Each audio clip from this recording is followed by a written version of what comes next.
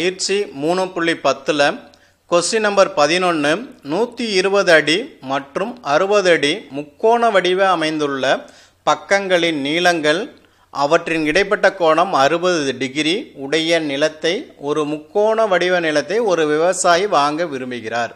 அதாவது 120 அடி 60 அடி கொண்ட ஒரு முக்கோண வடிவம் உள்ள பக்கங்களை கொண்ட இந்த கோணத்தில் இருக்க மாதிரி ஒரு முக்கோண வடிவ வயலை ஒரு விவசாயி வாங்குறாரு.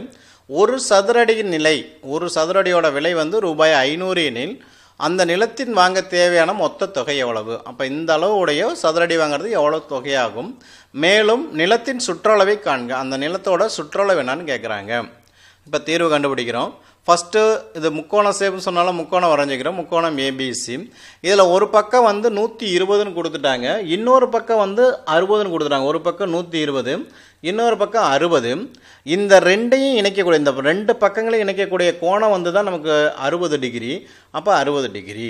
இப்போ ரெண்டு பக்கம் அடுத்தடுத்த பக்கங்கள் அவற்றுக்கு இடைப்பட்ட கோணம் இருந்தால் இதனுடைய பரப்பு கண்டுபிடிக்க ஃபார்முலா தெரியும். நமக்கு முக்கோணத்தின் பரப்புக்கான ஃபார்முலா ஆஃப் பிசி. எந்த பக்கம் தெரியுது? இங்கே பிங்கிற பக்கம் தெரியுது, சிங்கிற பக்கம் தெரியுது, கோணம் ஏ தெரியுது. அப்போ ஆஃப் பிசி சைன் ஏ அந்த ஃபார்முலா யூஸ் பண்ணிக்கிறோம்.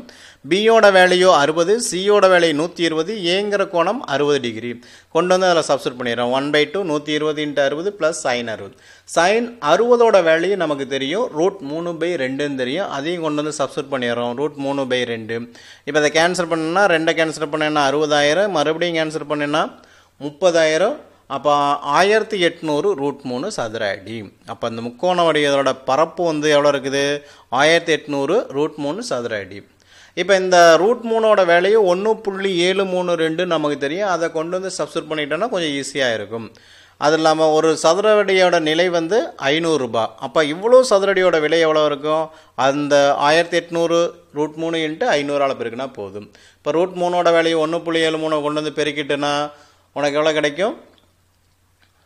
9 லட்சம் √3 ரூபாய்.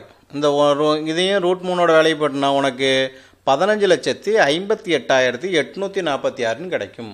√3க்கு 1.732 பிரதிட்டுனா இதில் 9ஆல் பெருக்கி 5 சைவர் போட்டுக்கிட்டுனா உனக்கு 3 சார்ந்தாளி புள்ளி வச்சுன்னா உனக்கு 15,58,846 ரூபா கிடைக்கும். அதாவது இந்த அளவு உடைய இந்த விலையில் இந்த முக்கோண வடிவத்தோட வயலோட விலை வந்து 15,58,846 ரூபா.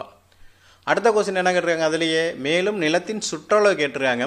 சுற்றளவுனா இந்த மூணாவது பக்கம் தெரியணும். மூணாவது பக்கம் தெரியணும்னா ஒரு கோணம் 2 பக்கம், மூணாவது பக்கம் தெரியணும்னா அப்படின்னா கொசைன் ஃபார்முலா யூஸ் பண்ணுவோம். அப்போ cosine சூத்திரத்தின்படி a² = b² + c² - 2bc cos a. ஏங்கிற கோணம் 60 டிகிரி, சிங்கிறது 120, பிங்கிறது 60 நமக்கு தெரியும். கொண்டு வந்து சப்ஸ்டிட் பண்ணிடுறோம். அப்போ பிங்கிறது 120னா பிங்கிறது 60னா 3600, சிங்கிறது 120னா 14,400. 2 தடவை 120 × 60 காசு 60ஓட வேல்யூ 1/2. இந்த ரெண்டையும் கேன்சல் பண்ணிடலாம். அப்போ உனக்கு கூட்டினேன்னா இது ரெண்டையும் கூட்டினேன்னா 18,000 கிடைக்கும். இது ரெண்டையும் பெருக்கினேன்னா உனக்கு 7,200, கழிச்சிட்டேன்னா உனக்கு எவ்வளோ கிடைக்கும்? 10,800 கிடைக்கும். அப்போ a² = 10,800, a = √10,800. அப்போ 108 × 100ன்னு எழுதலாம். இந்த 108ஐயும் நம்ம பிரிக்க முடியும். 36 3ன்னு பிரிக்கலாம். 36க்கு √6, 100க்கு √10, √3க்கு எடுக்க முடியாது. அப்போ 6 10 60 √3. அப்போ அந்த மூணாவது பக்கம் உனக்கு எவ்வளோ இருக்குது? 60 √3.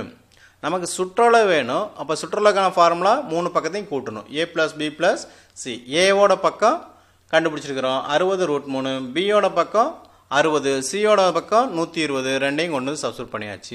இப்போ 120ஐயும் 60ஐயும் கூட்டினேன்னா 180 + 60 √3. இதை ரெண்டையும் கூட்ட முடியாது, ஏன்னா இது வந்து விகிதமுறா எண், இது வந்து முழு எண். இதில் வேணுமா பொதுவாக இருக்கிற நம்பர் வேணுமா வெளியே எடுக்கலாம், இல்லைனா அப்படியே வச்சுக்கலாம். பொதுவாக இருக்கிற நம்பர் வேணுமா வெளியே எடுக்கலாம், இல்லைனா அப்படியே வச்சுக்கலாம்.